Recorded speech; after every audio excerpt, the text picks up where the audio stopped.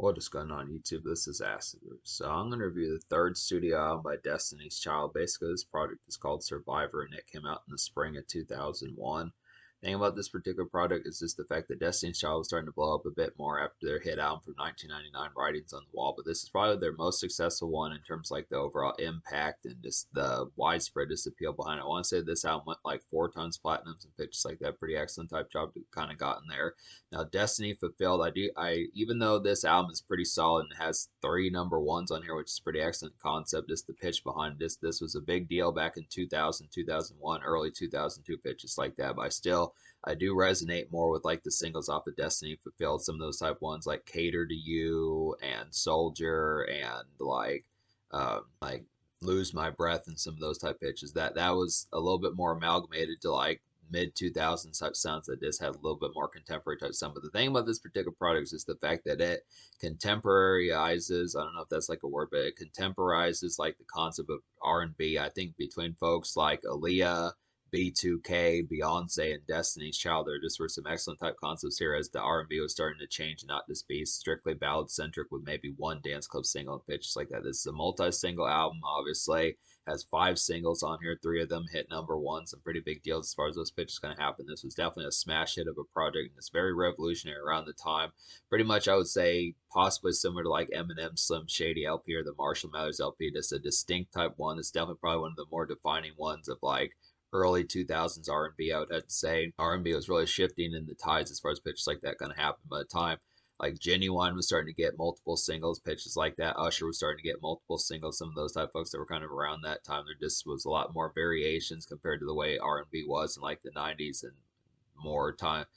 The difference between when you think of folks like Boys to Men or like early Mariah Carey, some of those type of pitches, not to say anything wrong with them, but it's just kind of concept that tides were kind of shifting. They're starting to become more contemporary, more dance club oriented, just more jazzy, kind of shiny suit era, some of those type of pitches as far as that particular kind of. It's just an excellent type concept kind of getting here. Yeah, I really feel like now Aaliyah was really doing this as well. This kind of I feel like Aaliyah and Destiny's Child were competing pretty close to neck and neck around this particular time. I want to say that Beyonce and Aaliyah were kind of minor rivals, or at least friendly competitions, for as those pitches kind of happened back in early 2001. This is back when Aaliyah was still alive as far as those pitches kind of happened. But it's just an excellent type concept kind of get here, just the aspect of being able to say the damage that this particular product kind of did. And this is like the last primer before Beyonce went solo and really revolutionized R&B with Dangerously in Love and some of those type pitches. Just really had a lot of excellent type concepts. But yeah, there were 5 singles off this particular project. Just a lot of good stuff here. I am going to count like Independent Women Part 1, even though that was on the Charlie's Angels soundtrack. It was also included on this project. Just excellent type concept here. So basically, Independent Women Part 1 is like a thrilling kind of day out in work shift. Independent Women Part 1 is like a thrilling kind of day out in. I'd have to say it's like some work shift kind of slog relief. I would definitely feel like this has a drudgy overall feel, I'd have to say, but it's a good evening primer, I'd have to say. It's a good concept if you're in the whips and pitches like that and you know that you're about to get crunk a little bit later. This is like an early kind of one to get here as far as like the pitches behind. Before like a highlight of the night type song like Survivor, some of that just glistening type of appeal, I'd say the Independent Women is like a good one for like 5:36 p.m. Sun starting to set as you got to figure out what you're going to do for the night and some of those type pitches. I'd say good concept.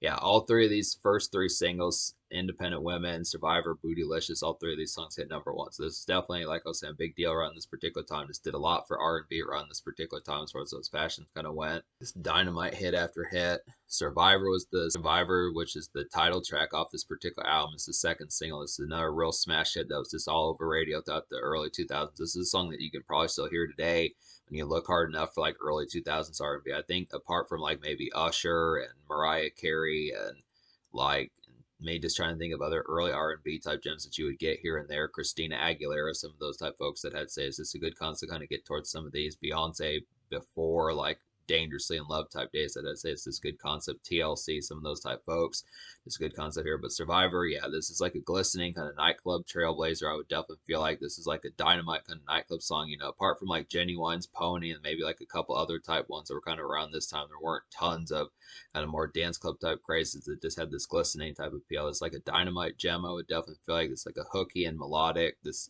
song is very hooky and melodic. I'd have to say very distinct. This song particularly continues to have strength even today. It's a classic R&B song, I'd have to say, and it's like some song, this like some strong songs, like some strong 2000s R&B, I'd have to say. So this really feels more like a 90s song, just because when you compare some of the stuff that happened like by even 2003, when you think of Beyonce's Dangerously in Love, this feels like a different pitch. This is back when Left Eye and Aaliyah were still alive, when they were all competing. TLC, Destiny's Child, Aaliyah, some of those type folks were competing. Even Missy Elliott, some of those type folks around that particular time. DeBrat, some of those type folks just within the pitch behind. It was just a good concept, kind of get a lot of these as far as that kind of went. Like some good stuff to kind of have that. But yeah, this is definitely probably within like the first 3 or 4 years of R&B, this is probably one of the top 5 or top 10. The first 3.5 years of the 2000s decade, I'd probably say this is probably like a top 10 single in terms of the most dynamite songs out of R&B as far as those pitches kind of happen. Just really nailed it. Just particularly did it. This very trailblazing type song. Real nice one. Bootylicious is the third single. This is a real nice one. This is one I had. This is one I didn't pay attention to as much back in the day, but I do like this song quite a bit. It's a real nice one. It's kind of an offhanded type one that works pretty well. It's like a lively kind of early dance club hitter, and by that I just mean early on in the night. I'd have to say probably like 6:37 p.m. Just a nice kickoff type one to kind of get here. It's definitely like some daytime fun. If you are going to like a dance club, at like 3 o'clock, 4 o'clock p.m. when the sun is still out, some pitches like that, you just feel like having a good daytime type commute. I would say a good concept for that. It's like a poppy kind of radio smash. I would definitely feel like this is another song that hit #1. It's not, this song is not as commonly talked about within particular type times. I kind of feel like it's here and there is the one you'd hear this one.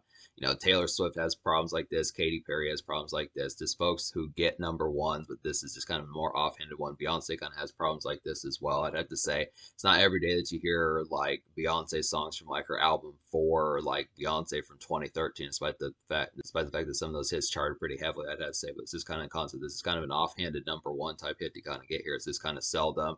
But this is definitely like a fizzy pop kind of social noise with song. I'd say so. It's a good concept. It just really feels more like a pop song more so than like an R&B song. This really has like that kind of movie soundtrack type finesse about it, just within the concept of getting some of this. It's real good pitch behind it. Real nice affable type hit. And I want to say that Bootylicious is in the dictionary, so it's a pretty good concept. It just was a real affinity of a pitch that kind of went along with it. Good concepts there.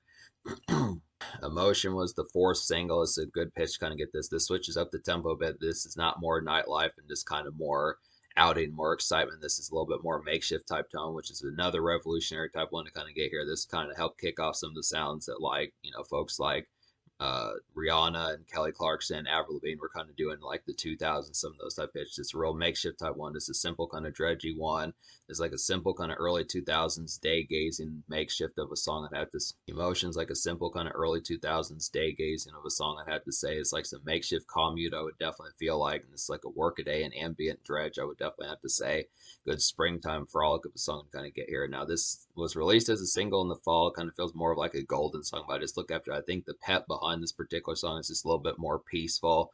It's like the overall like the overall tranquilness of this particular song. Just a good concept, kind of get some of that. Just more appreciating the beginning of the year when summertime's going. Just some easy kind of lambent kind of cookouts and just picnic type music, daytime dates, pitches like that. Just real lambent type mood and just overall, yeah, just the tranquility behind it is just affable to kind of flirt with your girls and bitches like that. Just good concept for that. Nasty Girl's the fifth single. Now, the thing about this particular song is it only charted internationally, so I don't know why it wasn't released in America. Just kind of the concept. Maybe they thought that it was just kind of more of like a buzz single, something like that. But it's like a similar fashion to Independent Women Part 1, I'd have to say. It's like a good daytime slag of a song, I'd have to say. Some good daytime slag makeshift, I would definitely feel like this is like a good excitement for later, I'd have to suppose. So just like Independent Women Part 1, it's a good concept. Just some car makeshift. It's the concept just got done with work, that excitement, figuring out what's going to happen. It's kind of that just initial kind of jazziness of just trying to Nasty Girls, just that initial kind of jazziness of switching to flip mode and getting ready to figure out as to how some of these things are going to pop off, and just kind of the excitement behind it. So most of this album is pretty jivey. Now the thing about this particular score I'm going to give this album is, despite the fact that there's a number of songs I recommend on here, I feel like this was definitely a step in the right direction. But R&B was definitely a subgenre that needed like some relative work just within the spice behind it. Because the thing about R&B in the original days was, especially in the 80s and 90s and 70s, as it evolved from soul to like more rhythm and blues, and then eventually got to contemporary and just more electro pop and some of those type things. It's just kind of the concept that there wasn't a ton of jive. I mean, in the 90s, getting even 2 songs that had like dance club energy was kind of rare in those sorts of pitches. But this particular album is actually an album that, despite the fact that it does have the dance club songs on here, still feels somewhat trite just within the concept. It's just kind of, I mean, for 2001, you have to applaud this particular album just because it did have 3 number 1s and it does have more than a few dance club songs. It's just the fact that, probably folks back in the day, back in 2001, 2000, 2002, probably felt like this was a classic just because the concept that it just had so many good hits and contemporariness kind of on here. But nowadays, the jive behind it, there's just a lot of kind of the down tempo songs. Just apart from like the song Emotion, there's just not terribly many songs that really have that particular spark as far as something that has like the thrill-in productions that really have like the ambient sense, or just something that's a little bit more just kind of rosy or something affable just within that tone. It's not to say this is a bad album. It's just kind of the concept that the production fair and the more it just is the concept where it's just a lot more, it's just a lot more homely and just doesn't have the real kind of social commotion and contemporariness about it compared to things. But I definitely feel like for 2001 it did a lot. So it's this kind of thing. But yeah, so that's the 5 singles. I just would have to say there's 18 songs on this particular album. There's actually 15, but there's like another edition, the international edition, that added like 3 extra songs, which I do appreciate because those 3 songs would be My Heart Still Beats, which is just the Beyonce solo song, Dance with Me, and then Perfect Man. And out of those 3 songs, I recommend 2 of those. That's kind of the concept. The only song I don't recommend out of the 3 new ones that are on the international edition is just My Heart Still Beats featuring Beyonce. But yeah, so basically out of these 18 songs, I wound up recommending 9. So it's kind of the concept about it, just being able to say, pretty good pitch here. So the 9 songs I recommend would be Independent Women Part 1, Survivor, Bootylicious, Emotion, Nasty Girl, Apple Pie a la Mode, Sexy Daddy, Dance with Me, and Perfect Man. So basically the concept about it, a real nice one on here that reminds me of like Beyonce's song that she did off the Austin Powers soundtrack, Austin Powers Gold Member soundtrack, which I think was called Work It Out, which has some good relative vibes. This is a good album cut for an R&B album. This is like the sort of melding that was starting to happen around the early 2000s. Is Apple Pie a la Mode. This is a nice one here. It's like a trendy kind of early 2000s R&B gem. I would definitely feel like this, like a glossy and modest kind of neighborhood bounce about this particular song. Just kind of wonder, listen around the house, localized as far as pitches like that can happen. This standard house party type fare within a relative sense is standard, relative shindig pitches like that, flirty kind of tone just within that pitch. And this is just also like a pretty good roundabout club hitter, I'd have to say. So it's just good concept. This is probably some decent club noise, just depending upon if just depending upon if venues would still play R&B album cuts as far as those pitches going to happen. I mean, obviously you're going to hear Bootylicious and Survivor and Independent Women Part 1, but just being able to say some of these other type ones, this is actually a pretty good one. Very melodic just within the tone behind it. It's really has some affability. Pretty good standout type song to kind of get here. Dance with Me is a pretty nice one. This like a vanilla kind of step out activity. I would definitely feel like this reminds me of Genuine from like the early. This reminds me of Genuine from like the late '90s, early 2000s, and this reminds a lot of early 2000s R&B motion. It's like a basic kind of 1-2 step and get loose type song to kind of get here. So there are a number of these. It's a good concept for that. Now, Dance with Me is not as vicious as Survivor or Bootylicious, but it is a nice one to kind of have for like some extra kind of tones as far as that pitch kind of goes. If you are trying to make like an R&B mixtape, especially of early 2000s type, this is a nice one to kind of throw on there. Just an in-between type song. It's pretty heavily, I'd have to say. Sexy Daddy's a pretty nice one. It's like a raw dance tune, and it's like a rougher version of Bootylicious, I'd have to say. Just basically the appeal of Bootylicious, just without the #1 gloss behind that particular one. I'd have to say just almost like a clone of it, or at least a decent cousin of it. That's like a nice turn up and stock tune to get loose to and have some jive to as far as those pitches kind of happen. So just a lot of these, I just feel like the appeal behind it. Destiny's Child was on fire just because they were in like a sweet spot around this particular time. I mean, being able to craft and pump out 3 #1s is an excellent type concept. This particularly being like a dynamite type album. So their songwriting was on par just within this particular product. But just the fact that I'm not particularly sure about Destiny's Child's 1998, 1999 albums as to how many dance club hits they had off those particular type ones, just because it was kind of in like a meld as far as that kind of went. Like I was saying, just the trendiness of just, obviously you would get like the dance club song and like the lead single, but then it would just be a lot more just soul and just kind of more rosy and homely type tones for just more house cleaning and just more sultry typeness about it. But I think this is an album that kind of kicked down the doors just like Aaliyah did around this time, and other folks. Like, I'm trying to think of some other R&B. Like I want to say Genuine, but Genuine didn't really do it as much. I want to say like Omari on B2K. It was more kind of 2002 that helped kick down these doors, but I feel like this was an initial album that was like a primer for that sort of stuff, I'd have to say. TLC did not get a chance to really meld to this sound because Left Eye died before they could to develop their 2002 album Wholesomely, which is an unfortunate concept, but it's just kind of the concept that some of these trends were starting to happen. This is just an initial kickoff of that. But yeah, another nice highlight on here, which is on the deluxe edition or the international edition, is Perfect Man. I do appreciate the song. Glad it's on here. Same thing with Dance With Me. These are two extra songs. I would just recommend getting the international edition. So I do kind of feel like minus like the two songs, it would really only be 7 songs out of 12, or it would really only be 7 songs out of 15. I recommend counting that particular. I mean, either way, it's about half the album. I just would have to say these two extra songs in here are worth the purchase. So it's just a good concept. Perfect Man is like a sporty kind of electronic sounding nightclub noise. I would feel like this just feels like a movie soundtrack song. I'd have to say pretty definite movie soundtrack ready. It had to say, and this is just like some dance night kind of job to kind of get here. It really feels like it could have been on the Charlie's Angels soundtrack or some of those type movies, just in particular as far as that kind of goes. It's some good concepts for like early 2000s kind of action movies, some of that type fare. It's good contemporary typeness kind of gets. It's a real nice one to kind of have. Yeah, so those are just some highlights off here. So the unfortunate thing about this product in terms of songs I didn't recommend on here is there's just the unfortunate thing about some of these songs I didn't recommend on here is just the fact that a lot of these are just kind of throwaway ballads that just didn't really have the appeal. Like I was saying, this a lot of these, like one of which, for example, is like My Heart Still Beats, which is the Beyonce solo song, and then Dangerously in Love, some of these type ones, which is like a prelude to Beyonce's Dangerously in Love album as far as that pitch kind of goes. I mean, obviously, it doesn't really have anything to do with Beyonce's Dangerously in Love song, but I think it was just kind of a primer for realizing what Beyonce was going to do later. But some of these gospel medley, Story of Beauty, some of these type ones, Brown Eyes, just some of these towards the end just really have like a more kind of just ballad-esque type feel that just doesn't really have much jump off the page in terms of that particular tone. I mean, I realize that it's more sultry and rosy like a project, but this is kind of the concept that it just didn't have like the contemporary bite about it. I mean, I feel like I'm not quite as foul towards like the attitude about this particular product of it being that way, just because